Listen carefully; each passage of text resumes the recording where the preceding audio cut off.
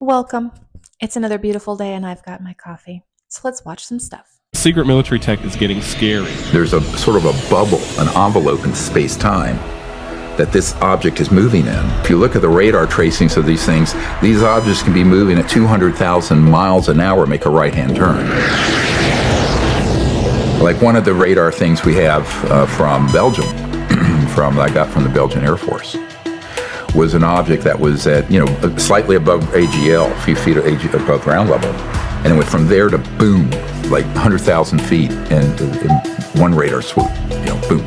And there are occupants on these. Now, any pilot knows if you had the G-forces of that, your brains would come out of your nose. Mm-hmm. There's no way it'd be fatal. But because it's correcting for 1G, there's no limit to what it can do. So they don't feel the G. They don't feel it and go straight up. Well, it's science, but it's really amazing stuff. That would be us. It's us. It's U.S. Well, let's call it global. It's part of this secret government asset base.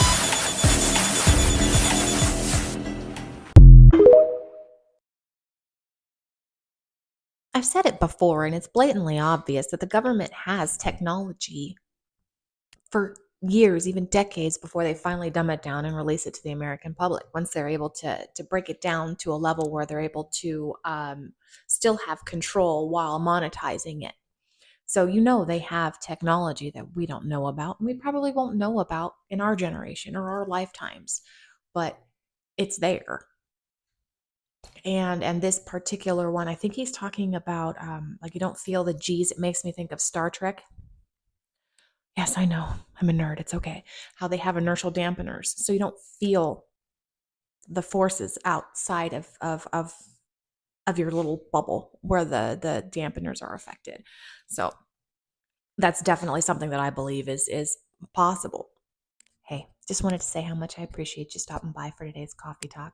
If you're having a good time, maybe you consider hitting that subscribe button and come back tomorrow, because I am making a new video every day. Things that have never happened in the history of the universe are happening right now. So what do you see this change as? Well, they're extremely positive. We finally are getting our act together, and they're allowing things to move. The entire Earth is moving into another dimension. Another vibrations and frequencies of the whole Earth are changing to what's called the new Earth. And this is in the Bible, too, in the book of Revelations, when they talk about the new heaven and the new Earth. It's just that it's happening right now. And what are these changes going to be once they've happened? I mean, is the economy part of the change? Oh, economy won't matter at all. Well, the collapse of the current economy, I mean, is this part of this big change that's going on? You call it collapse, and we don't. It's that the world you're living in, okay. It all depends on what world you're focusing on. What world are you focusing on? The positive. My company is booming. I don't have any problems. See, it depends on what world do you live in. Well, but the old Earth is where all of these things will be left. What happens if you don't want the change? What happens if you want to live in this old world? You'll stay with what you have created. So where are you going? I'm going with what's beautiful and positive. Okay, so there's not people aren't leaving the planet as such, but there is a conscious shift. Two planets. It's separating into two. Well, I thought that's what you meant, yeah. The old Earth and the new Earth. Not a physical separation. Yes. But you won't notice anything has happened. So are you talking about, like, for example, like a dimensional shift? Some of us, we're not going to know the shift's happened. We're going into another dimension. It's happening now. It started in 2003, and it's happening right now. We are moving into the new Earth. And people don't even notice. It's not going to just be bam, and you're there. It's a gradual thing. It's been happening. Do you think people are finding, should I say, this change quite testing right now? Well, you're going through a lot of things to see. Main thing is getting rid of the karma. You're going through a testing time. Do you want to stay with the old Earth? Do you want to stay on the wheel of karma? Or do you want to move on where there is no karma in the new Earth?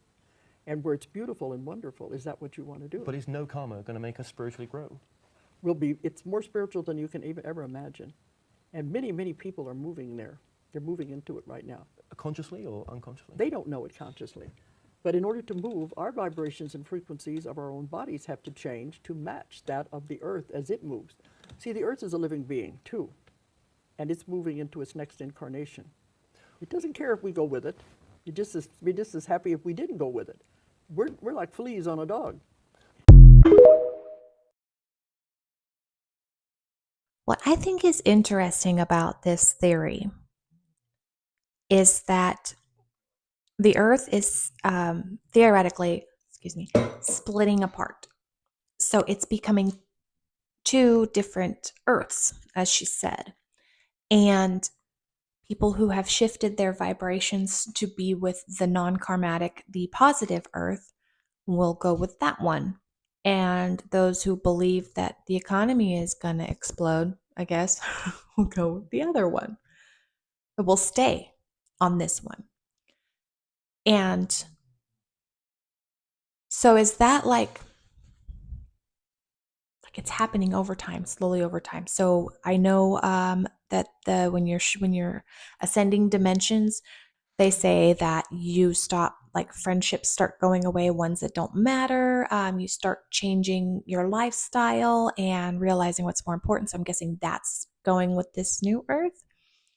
But for those of us that decide that we're not going to change our vibrations and we're going to stay on this earth, does that mean that like everybody who did go is just going to be gone? Like there'll be less people on each of these earths? Is that what's going to happen? Let me know what you think, because I'm just learning about this. I'm not well versed. I just find it super interesting, and now I'm like diving into it a little more, so I'm learning a little bit more every day. And there's a lot. It's mind-boggling, and I'm just trying to learn. Let me know if that's what's supposed to happen. Have the people just disappear? Is that it? Kenny Veach, the man who went missing because of Area 51. Kenny Veach was an avid hiker and even had a successful blog. He was the type of guy that loved adventure and enjoyed exploring the great outdoors. Until one day this all came to an end. Kenny was exploring the Nevada desert near the famous top-secret Area 51 base whenever he came across a cave that was in the shape of an M. Kenny claimed whenever he approached the cave, he had this overwhelming sense of fear take over his body. Something about that cave just spooked me. Out of all the caves I've ever gone in, this one just made my body vibrate. The closer I got to it, the crazier my body felt. Kenny quickly went home and posted about his experience online. Unfortunately, this post created a series of events that changed his life forever. The internet loved hearing about Kenny's experience and even encouraged him to go back to the cave and record the journey. Kenny, being the natural explorer he was, accepted the challenge, grabbed his gear, and headed to the desert. After several hours of searching for the cave, he was unable to locate it. Disappointed, Kenny headed back home to tell everybody he was unable to locate the cave. His audience began to cast doubt in his mysterious end cave. So, Kenny decided to head back to the desert and show the world what he discovered. This hike just ended up being his last. Kenny went missing and the cave became one of the most famous missing persons cases in the world. Theories started to pop up online saying the MK was a secret entrance to Area 51 and that the government must have had something to do with his disappearance. Hikers around the world came to Nevada to search for Kenny and the M cave. Several months had gone by and finally somebody located the cave. It was indeed the shape of an M, except it was a shallow cave, and there was certainly not a secret entrance anywhere to be found. The video was posted online and it received millions of views and drew even more attention to the case. You're never gonna believe what happened next. Weeks later, another hiker went to the newly discovered cave and saw the government posted a "Do Not Enter" sign. To this day, we haven't located Kenny's remains, and there's a lot of speculation on what happened on his last day. There's a lot of thoughts racing in my mind about this particular video. Like it's definitely tragic what happened to Kenny. He just disappeared and nobody knows where he is and what happened to him. But at the same time, it makes you think, okay, did the government find out that somebody was exploring a little too close to one of their openings and do away with this poor fella, or hide this entrance? And why would they have a secret entrance? Why would there be an entrance anywhere that isn't protected? Why would there be a secret entrance into a super secret facility that's available to find? I don't know. This is the top of the Great Pyramid of Giza. From a bird's eye view, the apex of the Great Pyramid spans an impressive 12 square meters. Historically, this summit was crowned with a capstone, often referred to as a pyramidion, but it has since disappeared. Ancient Egyptian documentation suggests that this capstone wasn't just ornamental, but was instrumental in harnessing the pyramid's intended purpose. Interestingly, by over 2,000 years ago, records indicate the pyramid was already missing its crowning stone. Originally, the pyramid was encased in gleaming white limestone, turning it into a radiant structure that could arguably be visible from great distances, possibly even from space. Legends suggest that the capstone might have been crafted from gold, fueling speculation that it could have been pilfered over the years. The absence of this critical component, believed to unlock the pyramid's true capabilities, adds another layer of enigma to this already mystifying monument. I wish this video would have went into more detail about what the pyramid's capabilities are. So I know there are some that say they are capable of generating electricity or energy, that they were landing sites for alien spacecraft, or a host of other, possibilities. But I wish it would have gone into detail at least about some of those.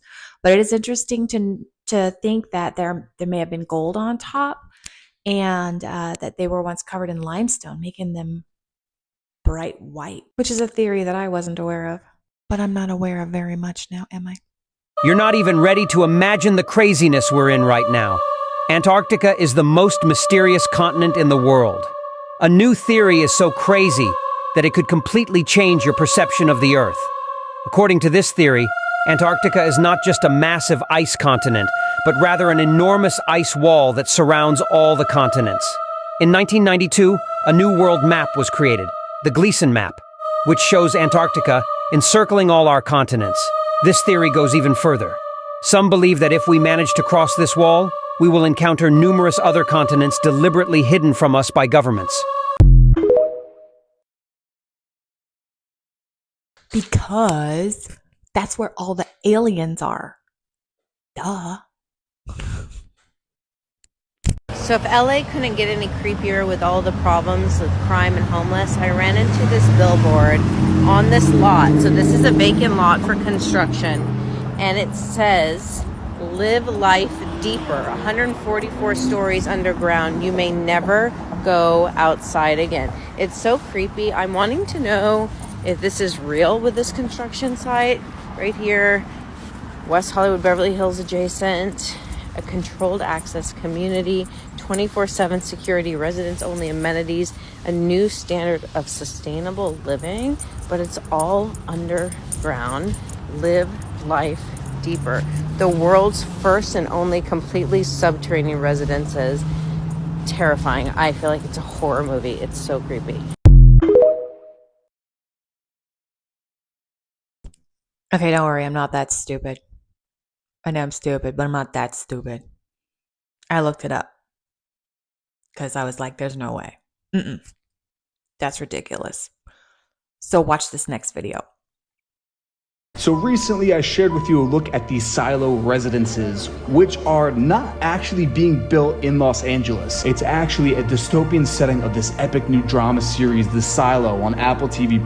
And from the trailer, the show looks like it's going to be one hell of a thriller. You have to stay quiet and keep your head down. I need to find out the truth. Go check out the trailer and make sure to tune in for the premiere on May 5th. Well, there it is. It's an advertisement. Of course it is. They're not building down, although that would be brilliant. Except that there are Tartarian buildings down there, and all of the reptilian caves. So maybe not so much brilliant. Thanks so much for hanging out with me today. I had a great time, and I hope you did too. I sure hope to see you again tomorrow, and have a wonderful day. Here's my cutting room floor. 3, 2, 1.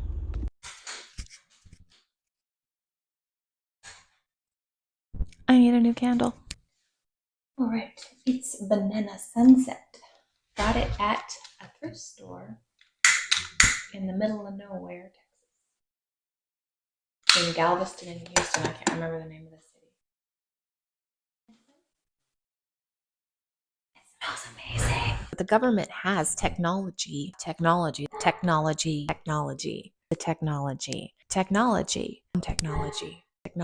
they have the shields that you can shift dimensions, right? No, don't say that. We're going to cut that last part out.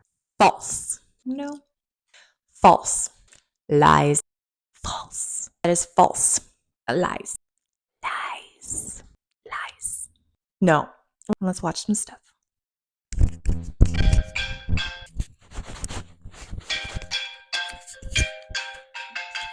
Must work. I hope to see you tomorrow. Have a wonderful day.